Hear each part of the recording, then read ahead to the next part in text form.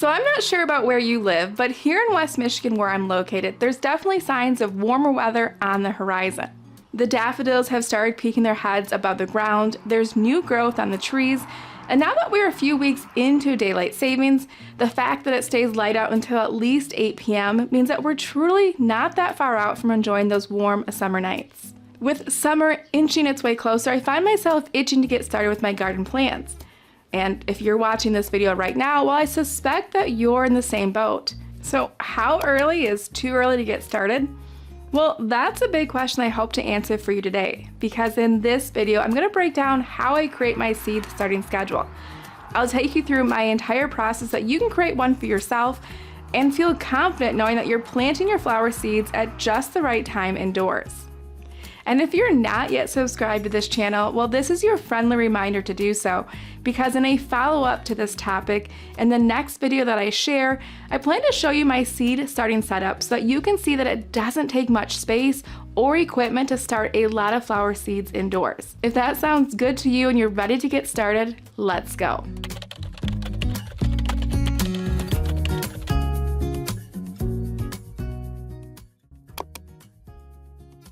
So once you decide on your garden plan, the next big step is understanding when exactly everything needs to be planted. Now, I've previously shared in this video specifically that seed starting is not a requirement for having a beautiful cutting garden.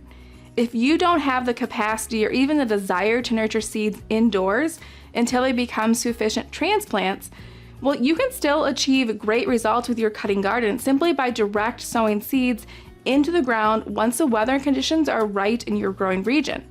But if you're like me and want to get a jump on the season ahead, a well-designed seed starting schedule will save you a lot of headache in the long run. Because let's face it, when it comes to flowers, every variety is so different in terms of what it needs. Some flowers require light to germinate, while others need darkness. Some varieties are incredibly slow growing, and others grow so fast that it can be hard to keep them controlled indoors. There's flowers like hardy annuals that thrive in cooler conditions, whereas tender annuals cannot survive in temperatures below freezing. It's a lot to keep track of.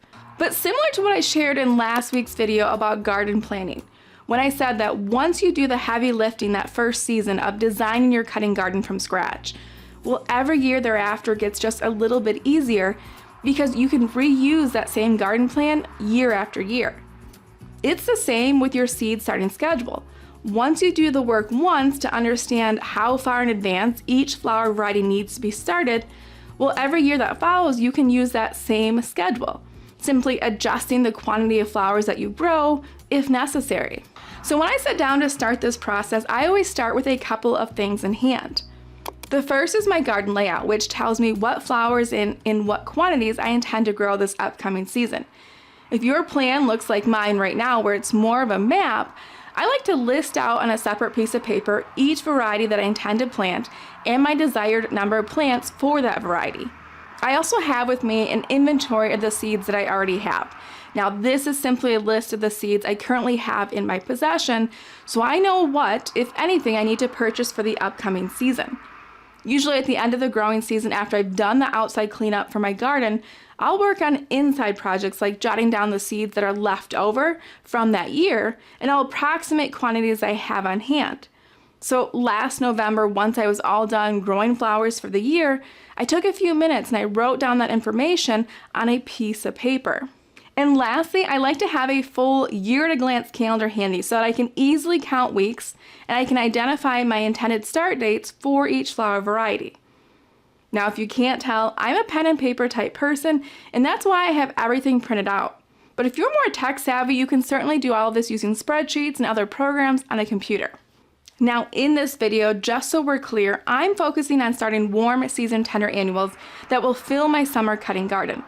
Understand that warm, loving, tender annuals cannot withstand freezing temperatures, and so the planting dates of our flowers will hinge on our area's first and last frost dates. Tender annuals are grown during your region's frost-free growing season. That's why identifying the first and last frost dates for your growing region, well, that's the first step of the planning process.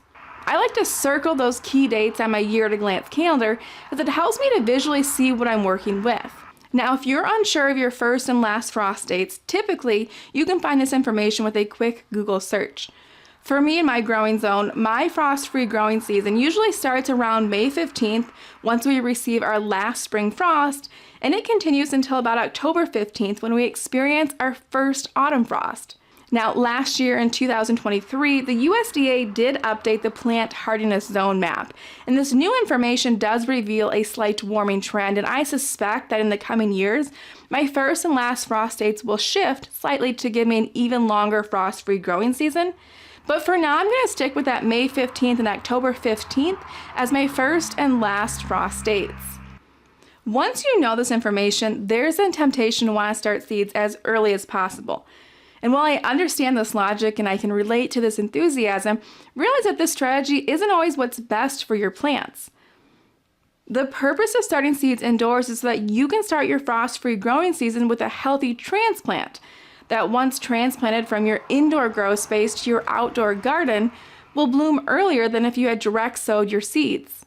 The goal of starting seeds indoors is to provide your plants with a strong foundation for future growth and development, which will ultimately set them up for success once they are transplanted. The reality is that most seed starting trays and containers simply aren't large enough to support the growth of a plant from seed all the way up to full maturity. You see, during the growing process, if your seedling runs out of room to grow, generally what happens is that the seedling becomes root bound. When this happens, the roots of your seedlings become so entangled that they have a hard time absorbing nutrients from the soil. Root-bound plants can often result in stunted growth, delayed flowering, or in extreme conditions, they just flat out don't survive. And that's why it's important to be mindful of the timing of your indoor seed sowing. So how exactly do we determine how much time a seed needs to develop into a robust transplant? Well, that information is generally found on the back of your seed packet. It may also be included somewhere in the seed catalog or on the website from which you're ordering from. Johnny's Selected Seeds is a popular seed company and where I often buy a good chunk of my seeds from. So I'm going to pull up their website to show you where I find this information that we're interested in. So as an example, Benari's giant wine zinnias are a favorite of mine, and I include lots of them in my garden each year. We can see here that this variety lists days to maturity as somewhere between 75 and 90 days. What this means is that on average, it takes 75 to 90 days for this variety to reach a harvestable stage once it's been seeded or sown. Now, as you become more familiar with the days to maturity of each individual flower variety, you'll start to gain an understanding of what this number means in relation to how fast that variety grows. To give you some context, single-stem sunflowers are some of the fastest growing annual varieties, and they typically have a days to maturity that's equal to 60 days. Snapdragons, on the other hand, are slower to establish, and you'll notice that they have a days of maturity that's closer to 120 days, nearly twice the amount of time it takes for sunflowers to grow.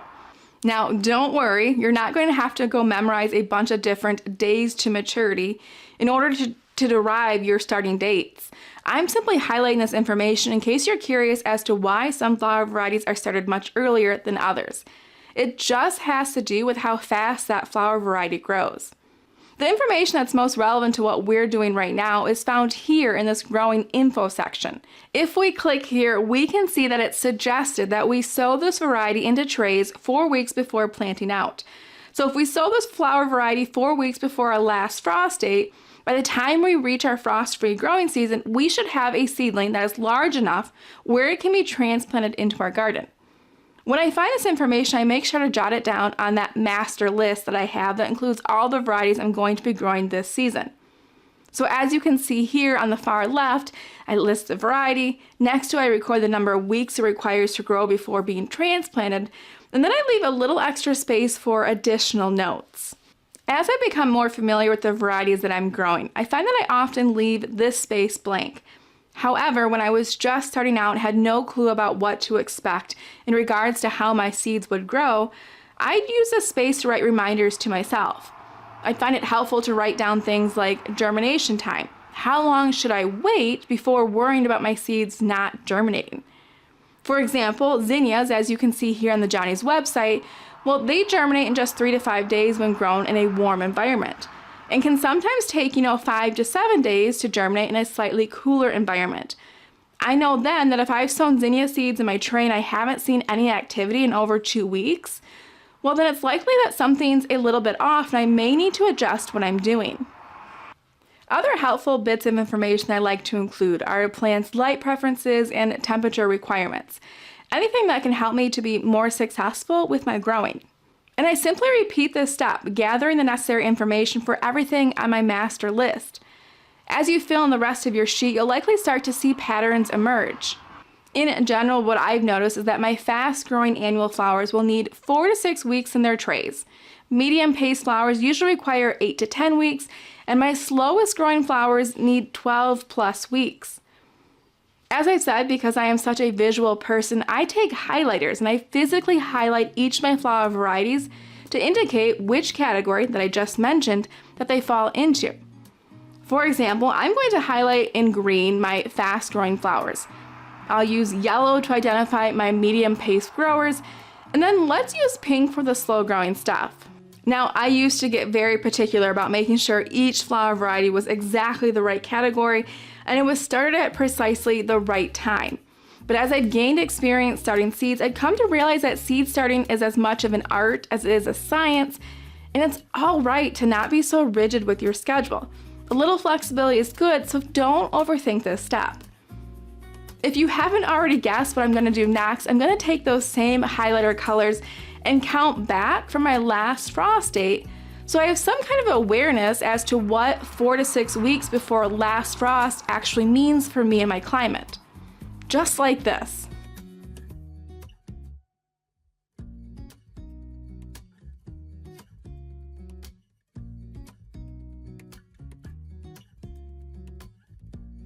And so now I've given myself a timeline of when I should be starting my seeds.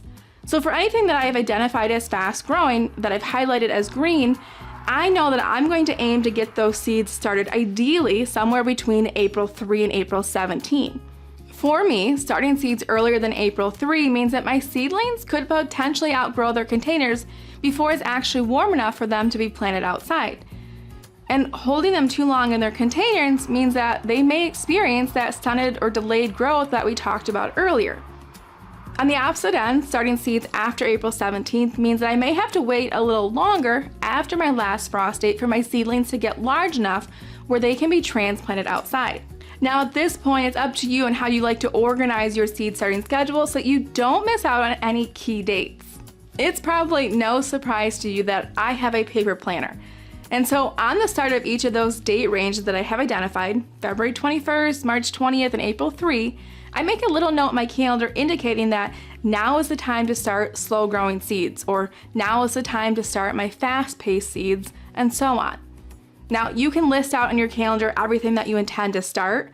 So maybe on April 3 you write a reminder to yourself to start your zinnia, your cosmo, and your marigold seeds. That works great for some people, and ultimately your seed starting schedule has to work for you. I've found that as my list of flowers has grown each year to match the increasing number of flowers that we grow, I like to just write that general reminder on my calendar. And then what I do at the very start of my season as I'm planning for the year ahead, I'll actually sort out my seed packets into their appropriate categories, fast, medium, or slow. And I'll keep all of my fast growing stuff in a single envelope, and the others will go into their own corresponding envelopes. This is actually a great task to complete early on, as it helps me to know what flower seeds I have on hand already versus what I'll need to order. And knowing when I'll need those seeds by, well, it helps me to not procrastinate ordering seeds. And so when it's time to plant, I know that by grabbing the appropriate envelope, I already have all the seeds I'll need for that particular seed starting date all together in one place. This simple process really helps ensure that I'm not forgetting anything. You probably know how it goes. At the start of the season, everything starts off good and fine, but as we get further along and there's more tasks that require our attention, it's easy to forget or to lose track of all the flower seeds. And so doing the work ahead of time really helps me feel confident that I'm on track with my growing goals. Now, if you're growing for hobby or you're growing on a smaller scale, then by now you've completed all the necessary steps to create your entire seed starting schedule.